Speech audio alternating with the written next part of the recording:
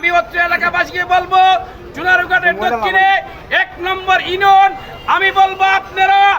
আমাদের মোমবাতি প্রার্থীকে ভোট দিয়ে এমন ভাবে বিজয়ী করবেন যেমন ইউনিয়ন ১ ভোটের থেকে আপনারা ১ নম্বরে থাকবেন।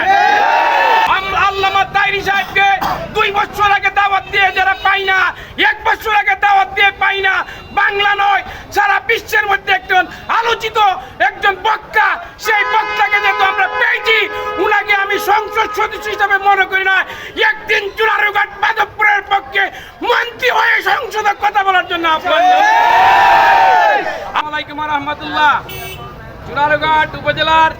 ১ নং গাজীপুর ইউনিয়ন আসামপাড়া একটা বৃহত্তম বাজার।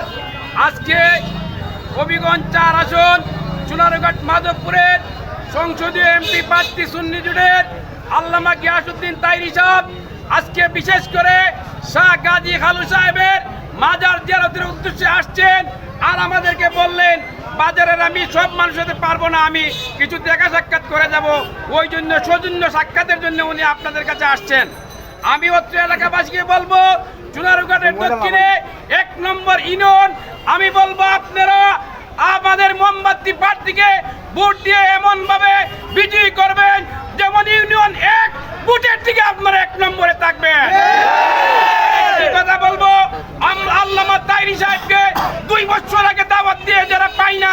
১ বছর আগে দাওয়াত দিয়ে পাই না, বাংলা নয় সারা বিশ্বের মধ্যে একজন আলোচিত একজন বক্তা, সেই বক্তাকে যেহেতু আমরা পেয়েছি উনাকে আমি সংসদ সদস্য হিসাবে মনে করি না একদিন চুনারুঘাট মাধবপুরের পক্ষে মন্ত্রী হয়ে সংসদে কথা বলার জন্য আমি সেই দিকে কম মানা করে আমি এখানে বক্তব্য শেষ করছি।